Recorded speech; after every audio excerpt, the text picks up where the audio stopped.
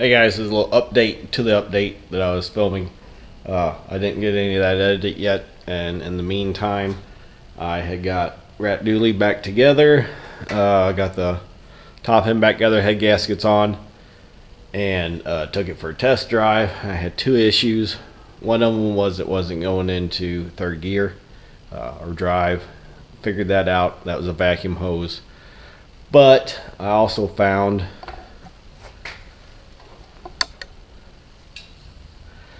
my oil pressure was bad low.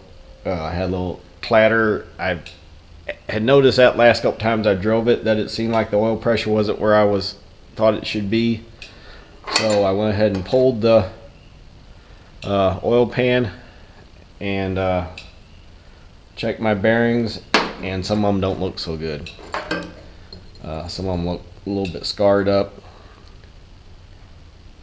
It doesn't probably relay or convey very good on camera, but yeah, I got some pretty deep grooves in my bearings. The crank surprisingly wasn't that bad. It's not perfectly smooth. What I'm going to do at this point, and I'm not happy that this is my route I'm taking right now, but hopefully it doesn't bite me in the ass. I've got new rod and main bearings and oil pump that I'm putting in. I'll be getting that in tomorrow. It's Sunday today. I'll be getting it in Monday. I've got the rod bearings in the oil pump. I'm just waiting on the main bearings. And then I'm going to go down and clean out the crank real good.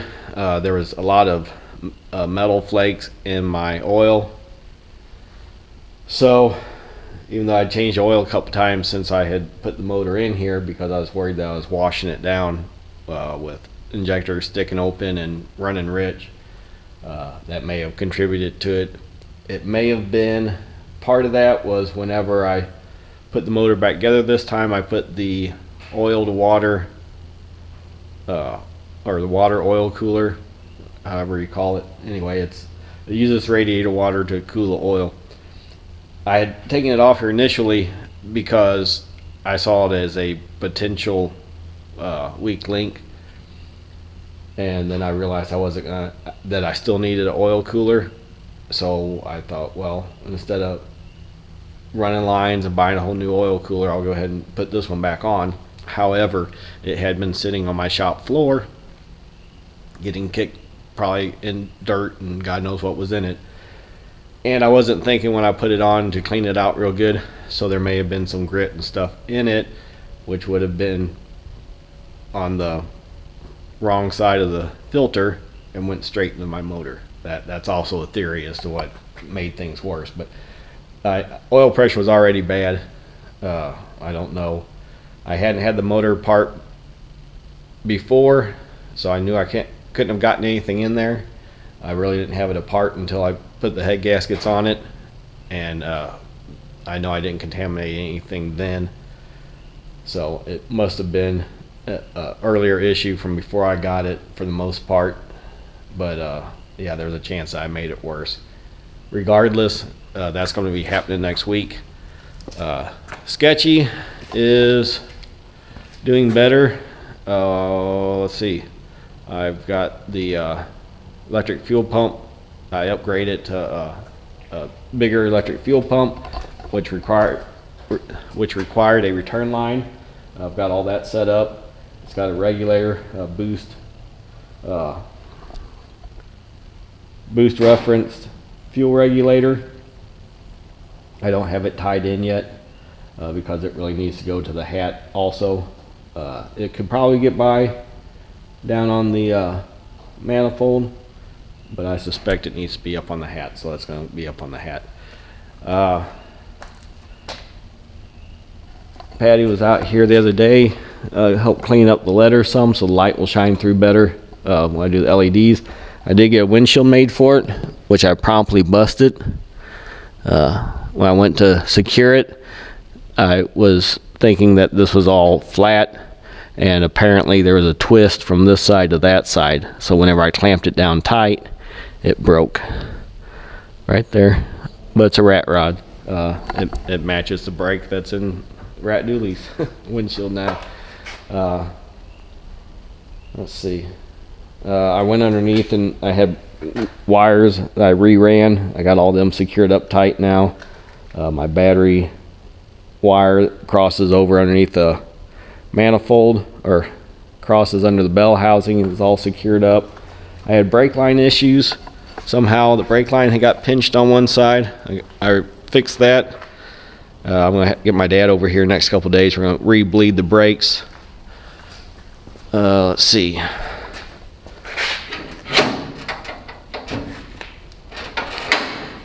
On my list of things to do tonight is that door needs to be freed up a little bit more, because it's just tearing itself apart with those hinges not wanting to open proper. This whole side here of the door's floppy.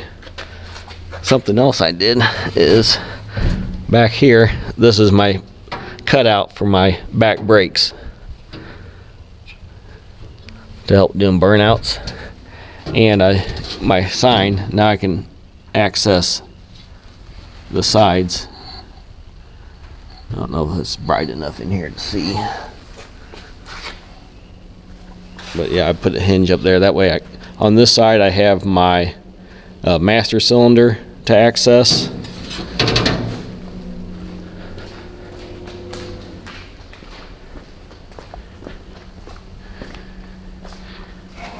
And on this side,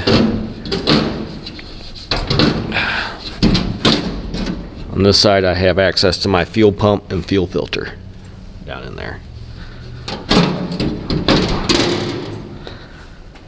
I need to put some little rubber nubs underneath it to keep it from rattling.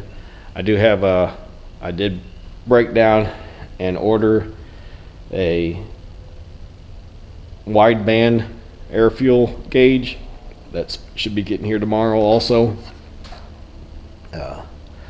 The narrow band that I had, I just don't trust it to give me all the information I need.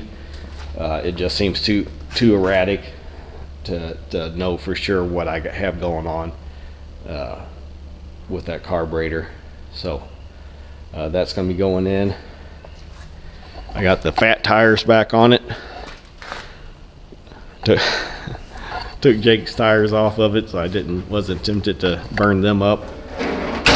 But I have new wheels for it, for doing burnouts, but I have to open up the hole in the middle of them because the hole isn't wide enough, or the hole in the center isn't big enough, and so I have to enlarge those a little bit. I do have the air breathers, or the air filters, on now. I think they look nice on there. That will help keep the bugs out. And that's it. I don't really have, I do have a list here. What I do when I'm at work, when I'm not busy railroading, is I work on my list. Oh yeah, that's an idea I keep forgetting about. I have a set of exhaust pipe off of a, actually they're on it, still on it, old CB750T that I had. In fact, it was one of my first builds. It's laying out back, and I think I'm going to use the exhaust pipes off of it to make the wastegate pipes. It's not real critical that I run the wastegate pipes on sketchy, because it blows down right here anyway. I just think they'll look cool if I can get them to come down and wrap under here, and they're the same kind of shape as that kind of. I think they'd come out right down here, a little turnout to them. I think that would look cool. It's not necessary, it's not top of my list. It's just a little custom just a little custom job I like to do. Filler tray panels where the speed limit sign folds down on the sides. Right down here, I'd like to put in a filler panel. Again, that's not something critical. That's just kind of on my list of trying to finish things up and look more finished. I'd like to get done. What I'm getting ready to work on tonight is my headlight switch. Right now, it's in a bad spot to where if you have your headlights on and you put it in park, the shifter hits the headlight switch and turns the headlights off. But I can switch it with I got like a fan switch or a high-low beam switch that I can move those around. Secure front brake lines to cross piece. I have to get more P-clips for that, but that's just pertaining to this right here. See how that's hanging down? I mean, it's stiff and it's tight. It's not really going anywhere. I'd just feel better if I had it secured in a couple spots. That's not real, now that I look at it, not really a priority at all. Secure exhaust to headers. That pertains to this right here. See how the weight of all this is hanging on that B band. My original thought I had drawn up, I was thinking this angle was more like that, and then I was going to run a screw through the back side of this into coupling back here. But once I got home and realized that it wasn't what I thought it was, I think I'll just probably weld something to the bottom of this header that will secure to the bottom of this, just to help support that weight. What else do we have?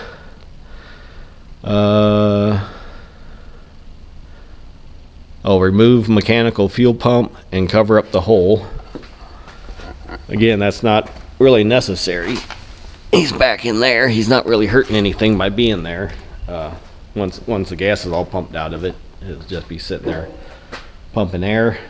I don't think it's much of a horsepower drain, but just a matter of doing things right. Carb bonnet divider.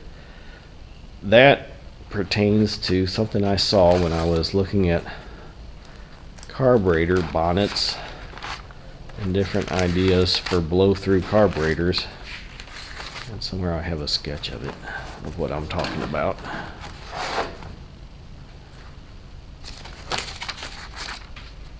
If you look at carburetor bonnet,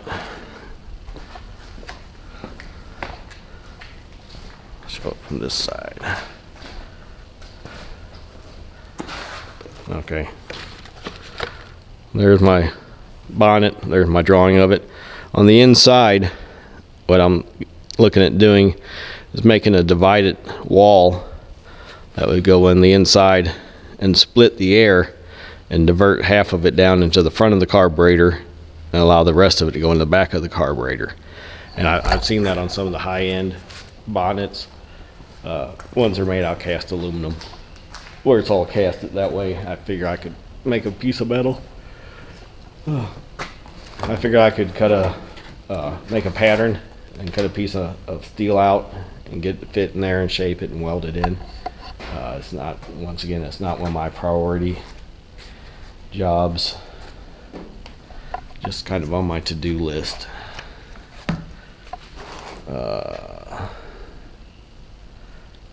Free up the hinges. I showed you that. That's bothering me.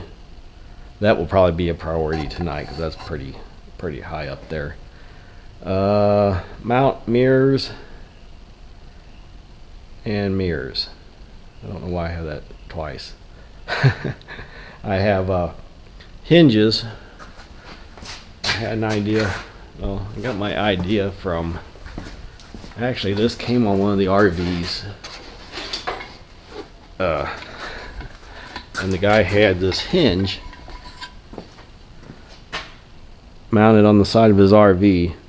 I think it came on the 460 RV. That RV. But the guy was clearly nuts and had mirrors and surveillance cameras and everything all around the edges of it. But he had this wired up in a way, and I got looking. I thought, well, that hinge is kind of cool, you know, to use for a mirror mount. And then so I got looking at it, sketchy.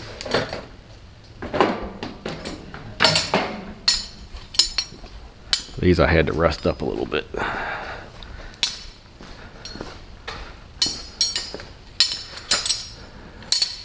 I'm thinking if I go right up here,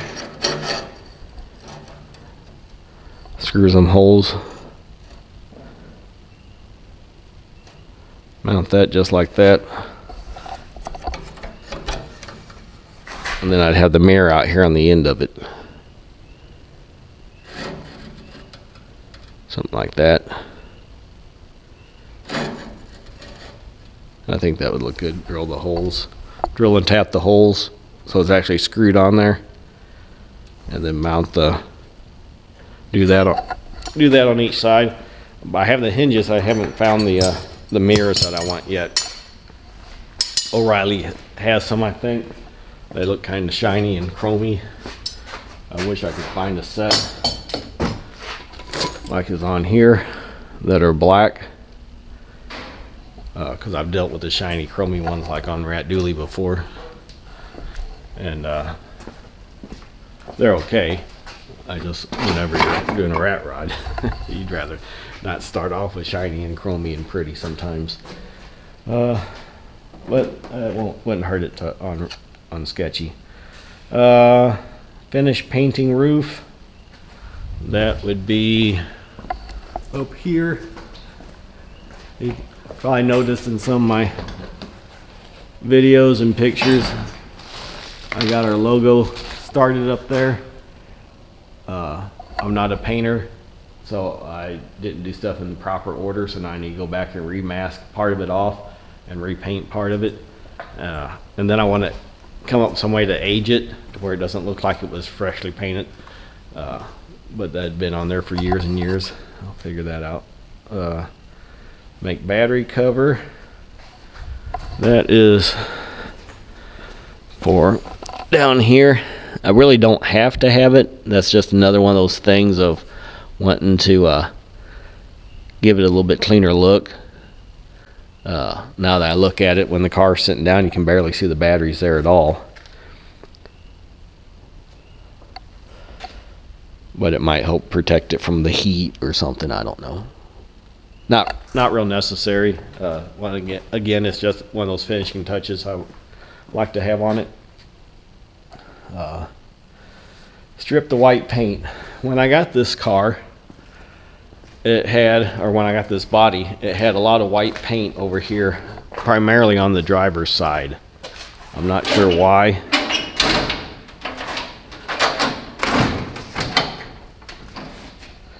But I did manage to get a lot of it off, but there's still quite a bit of it. I need to take a wire brush too and try to get the rest of that all off there and get it. I guess I'll have to pretty much get it down to bare metal and let it rust back up. I have considered painting the whole thing flat black, or a heavy primer black or flat black, something, but I'm not for sure. I'm not sold on that idea. I like it being rusty like that, but if I go strip all that white paint off, I'm going to end up with a bunch of variations, I'm sure. Okay, also my gauge is, well, I mentioned that mounting the AF gauge, which I don't have yet, the air fuel wideband gauge, and then crankcase scavengers. That is going to consist of, since I can't run my PCV normal like you would in a car because the turbo pressurizes it, the crankcase, what I'll end up doing is running scavenger pipes, which will tie into my exhaust pipes here, and they'll be angled inward, come up with a check valve, and then I'm looking at another set of valve covers that will have another one of these. In fact, it's off. What I'm thinking is I have another RV with another 440 in it, and I'm sure it's got a matching set of valve covers just like these, except I think they're red, so I may have to paint that. But I'll take the one that matches this one that has the fill cap and the breather, and use it on the other side in place of the one that has well, I can't do that either because I need a vent. Yeah, I'm not sure how I'm gonna how I'm gonna do that yet. I may end up having to modify the valve covers now that I look at it, because I'll have to have a fresh air source, which means I'll have to have a a breather of some sort with it. So anyway, that's why I haven't done it yet, because I'm not sure how I'm going to do it yet. But anyway, that's my sketchy list. Rat Dooley is just waiting patiently for me to get some parts in, and fingers crossed this fixes it. At least fixes it to get it to Oklahoma and back. And then my long-term plan is this here. This is another 460 block. I pulled the bearings on it. It seems fine.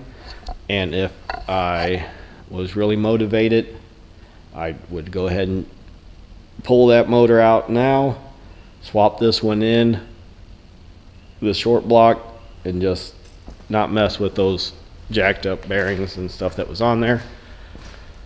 But this is kind of a gamble. It's either or. I mean, there's arguments for both cases. I did not want to pull the whole front end off of here, pull the motor out, radiator, accessories, pull the whole thing apart again to put that short block in here. I'm probably going to regret that. We will see. Because as I'm waiting for my bearings to get in here, the clock's ticking down. I have, today is the 12th, I think. I'm not sure what today is. I think it's the 12th. Let me look.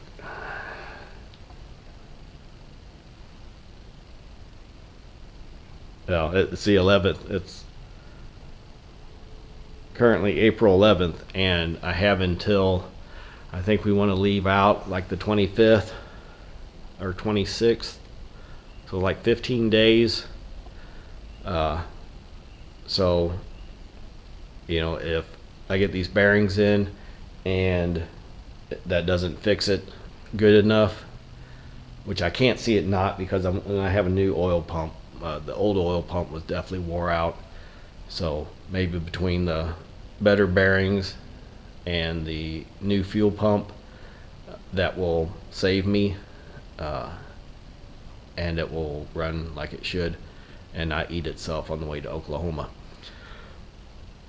So I get the bearings in hopefully Wednesday at the latest. It is currently Sunday night. Wednesday at latest, I have Rat Dooley back on the road and get some miles on her. I like to drive at least 100 miles before we head out to make sure that it's not going to eat the bearings up.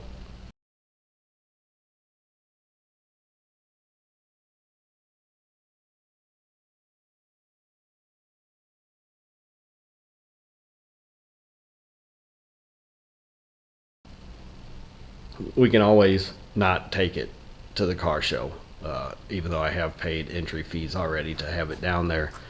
I really don't like that option. I would preferably have it running like a top and use it to tow Sketchy down, just for the pure spectacle of the thing, instead of using my wife's Ford Ranger to pull Sketchy and me follow along behind them. But we'll see. It's just kind of up in the air. There's arguments, and I'm sure there's people that are gonna watch this and say, Glenn, why don't you just go? You got 15 days. You can surely swap out a short block in 15 days. Yeah, I know I could, but I don't know. Hopefully, I don't have to. Hopefully, it's not just wishful thinking. And Sketchy's got a puddle. Looks like transmission fluid. That's something else. I'd like to eliminate all puddles before we leave and go to this fancy car show that's going to be inside. Although we are taking absorbent pads with us to lay underneath the vehicles, just in case. But yeah, that's where we're at. That's my update. That's now ran on for 24 minutes. I'll edit it down, I promise you that. But anyway, still no results yet on the DeBoss Garage International Car Show, other than Rat Dooley did not make it. He was in the top 25, for the gearhead's choice, but the top cars are over, like hundreds of points or hundreds of votes, whereas Rat Dooley, I think about 45, somewhere around there. So it's cool from a recognition point of view, but I'm really anxious and waiting to see what Brent from PFI Speed does when he goes to review his choices, or the choices that were presented to him for the low buck. I can't even remember the name of that class, but anyway, I'll fix it and put it right here where the class it is. But Brent seems like such a cool guy. I'd just love to hang out with him and spend the day showing him what I got going on here, and showing him sketchy and let him know how much, all of his work, even though he's a Honda tuner import guy, is turbos. I mean, turbos are turbos. He does fuel management. I'm messing with carburetors, and that's just because that's what I've got. I don't have the money for fuel injection and energy or engine management systems yet. But I know he appreciates the old school kinds of way of doing things. But enough jibber jabbering, rambling on. Go ahead and wrap this up again. I started to wrap it up. I know I did, like 20 minutes ago. But yeah, I still got a bunch of little things to button up. I thought I was going to be going to work in a couple hours. Now it looks like 5 hours. So I got my sleep in. Now I was laying wide awake in bed and thinking I got stuff I need to get done. So here I am out in the shop. So anyway, once again, this is Lynn for G&P Custom Fabrications, living the dream till the freaking phone rings. Thanks for watching.